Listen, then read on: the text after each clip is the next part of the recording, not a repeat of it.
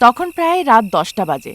শহরের বাসস্ট্যান্ডে একটা বেঞ্চে সারদা আর প্রসাদ বসে আছে আর 2 লক্ষ টাকা ভর্তি ব্যাগটা শক্ত করে ধরে রেখেছে। সেই বাসস্ট্যান্ডে 2-1 জন ছাড়া বিশেষ লোকজন ছিল না। তাদের থেকে কিছুটা দূরে কম্বল মুড়ি দিয়ে শুয়ে থাকা একটা চোর ওই ব্যাগটার দিকে আর ওদের দিকে বারবার দেখছিল। হ্যাঁ গো, এবার আমার কথাটা শোনো, চলো আমরা নিজেদের ছেলের বাড়ি যাই। আমি যাব না সারদা, এখানেই থাকবো। ওই চোরটাকে দেখেছো?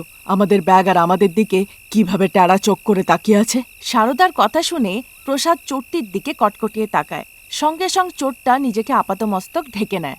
দেখলে সারদা, ওই চোরটা আমাকে দেখে তো এক নজরেই ভয় পেয়ে গেল। আমার কেন জানি মনে হচ্ছে সারা রাত এখানে থাকাটা ঠিক হবে না। আমি আছি তো সারদা, ভয় পেও না। ভয় না পেয়ে কি থাকা যায়? এমনিতেও আমি টিভিতে শুনেছিলাম যে শহরে বেশি চোরের ভয়, আর এখন আমরা শহরেই আছি।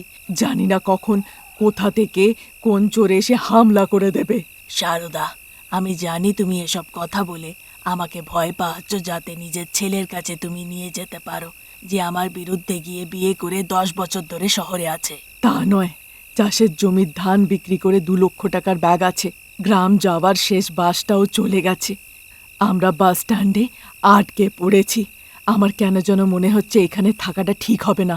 সারদা যখন এই কথা বলছিলই তখনই শুয়ে থাকা চোরটা উঠে হাতে ছুরি বের করে। প্রসাদ রেগে ওই চোরটির দিকে তাকায়, কিন্তু এবার চোরটি ভয় পায় না। সে ওদের দিকে আসতেই আরেকটা চোর সেখানে এসে হাজির হয়। দেখলে তো, আগে একটা চোর ছিল, এখন আরেকটা এলো। কিছুক্ষণ পরে 3-4টে আরও চোর চলে আসবে।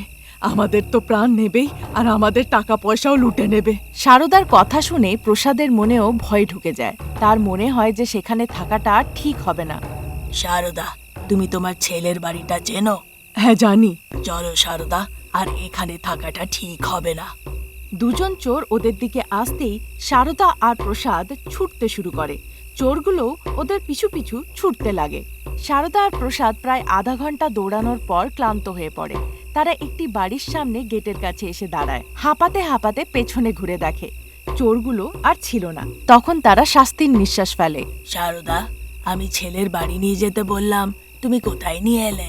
এটাই তো আমাদের ছেলের বাড়ি। প্রসাদ লক্ষ্য করে গেটে ভেতর থেকে তালা লাগানো আছে।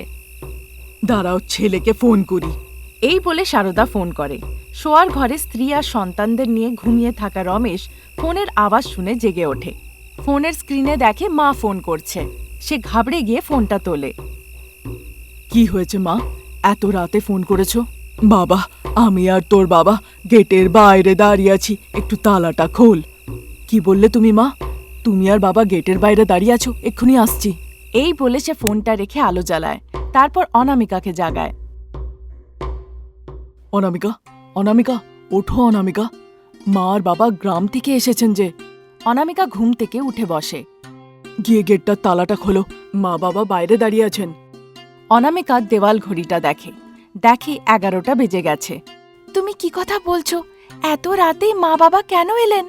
তুমি গিয়ে গেটটা খোলো অনামিকা।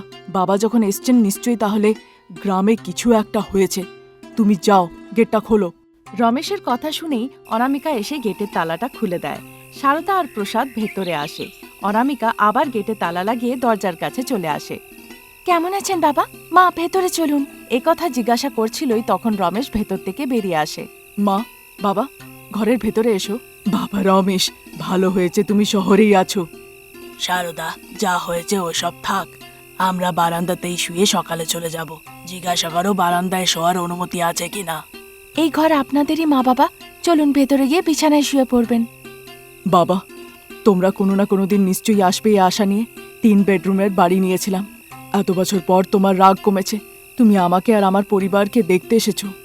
সারদা, আমি ঘরের ভেতরে ঢুকবো না, শুলে এই বারান্দাতেই শোবো, না হলে বাস স্ট্যান্ডে ফিরে যাব। বাস স্ট্যান্ডে যাওয়ার দরকার নেই বাবা, আর বারান্দাতেও শুতে হবে না তোমাদের। ঘরে খাট আছে, আমি বাইরে খাট পেতে দিচ্ছি, তোমরা তাতেই শুয়ে পড়ো। প্রসাদ চুপ থাকে। যা বাবা, তোর বাবা যখন চুপ আছে তার মানে সে তোর কথায় রাজি হয়েছে। ঠিক আছে মা, আমি এক্ষুনি খাট বাইরে এনে পেতে দিচ্ছি। অনামিকা কিছু রান্না করো, যাও অনামিকা। আচ্ছা বেশ, এক্ষুনি রান্না করে আনছি। সারদা, অনামিকা, তোমার শ্বশুরমশাই বলছেন মাঝরাতে রান্না করার দরকার নেই। যাও শুয়ে পড়ো, বাচ্চারা ঘুমিয়েছে তো। ঘুমিয়ে গেছে মা। রমেশ বাইরে খাট পেতে দেয়। শুয়ে পড়ো বাবা। কোনো কথা না বলে প্রসাদ ব্যাগটা মাথার কাছে রেখে শুয়ে পড়ে। রমেশ আর অনামিকা ভেতরে চলে যায়। সারদা অন্য ঘাটে শোয়। সময় বয়ে চলে। মাঝরাতে হঠাৎ করে প্রসাদের ঘুম ভেঙে যায়। সে পাশের খাটে শুয়ে থাকা সারদাকে জোরে আওয়াজ দেয়। সারদা, সারদা। সারদা ঘুম থেকে উঠে বসে পড়ে। কি হলো গো? খিদে পেয়েছে সারদা, কিছু বানিয়ে দেবে? আমার যে ঘুম আসছে না। তুমি তো বলেছিলে এত রাতে রান্না করতে হবে না। বৌমা বিছানার পাশে জল রেখেছে, খেয়ে শুয়ে পড়ো। ও কথা আমি রাগের মাথায় বলেছিলাম। বৌমাকে গিয়ে বলো, সে বানিয়ে দেবে। এক রাত না খেলে কিছু হবে না। তুমি এখন ঘুমিয়ে পড়ো গো। পেটে খিদে থাকলে ঘুম কি করে আসবে সারদা? আমারও খিদে পেয়েছে, কিন্তু আমি ঘুমুচ্ছি না। তুমিও ঘুমিয়ে পড়ো। কথা বলে সারদা শুয়ে পড়ে। প্রসাদের খুব খারাপ লাগে। তার খুব খিদে পেয়েছিল, কিন্তু করার কিছুই ছিল না। জল খেয়ে উনি শুয়ে পড়েন। ঘুম আসছিল না, তাই আকাশের তারাগুলো সে গুনতে লাগে। 1, 2, 3। তিনি তারা গুনতে লাগেন। 1 ঘন্টা কেটে যায়, কিন্তু তাও ঘুম আসে না। আর খিদে সহ্য করা যাচ্ছে না। এবার গিয়ে বৌমাকে জাগাই, সে নিশ্চয়ই কিছু বানিয়ে দেবে। কথা ভেবে তিনি বলতে যাচ্ছিলেনই কি বৌমা অনামিকা দরজা খুলে বেরিয়ে আসে। দীর্ঘ আয়ু হোক তোমার। আমি তোমাকে জাগাতেই যাচ্ছিলাম কি তুমি দরজা খুলে বেরিয়ে এলে। খিদে পেয়েছে বাবা? হ্যাঁ বৌমা। তাহলে যখন জিজ্ঞাসা করেছিলাম বললেন না যে? দাঁড়ান, এক্ষুনি কিছু বানিয়ে দিচ্ছি। প্রসাদ লজ্জায় মাথা নিচু করে নেয়। ঠিক আছে, কোনো অসুবিধা নেই। আপনি বলেছেন তাতেই অনেক। 10 মিনিট দাঁড়ান, আমি ডাল ভাত তরকারি সব বানিয়ে আনছি। ঠিক আছে বৌমা।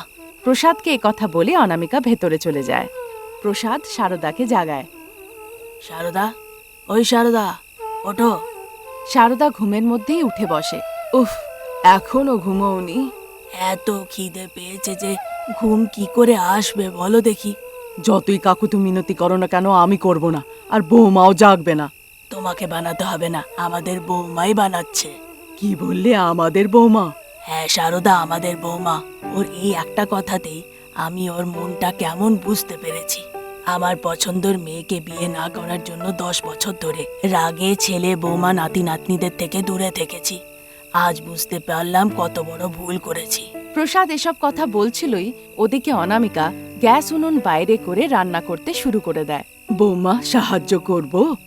না না মা, 10 বছর পরে শ্বশুর শাশুড়ির জন্য মাঝরাতে উঠে রান্না করার সৌভাগ্য কজন বৌমা পায় বলুন? তেমনটা নয় গো। মা, আপনি বাবার কাছে বসে গল্প করুন, আমি এক্ষুনি রান্না করে নিয়ে আসছি। কিছুক্ষণ পরে ঘরের ভেতর থেকে হরিশ আর ভাবনা দাদু বলে ছুটে আসে। প্রসাদ তাদেরকে আদরে বুকে টেনে নেয়। তা দেখে অনামিকা আর রমেশ ভীষণ আনন্দিত হয়। আজ এই পর্যন্ত। নতুন গল্প নিয়ে খুব তাড়াতাড়ি আবার হাজির হব। ততক্ষণের জন্য নমস্কার।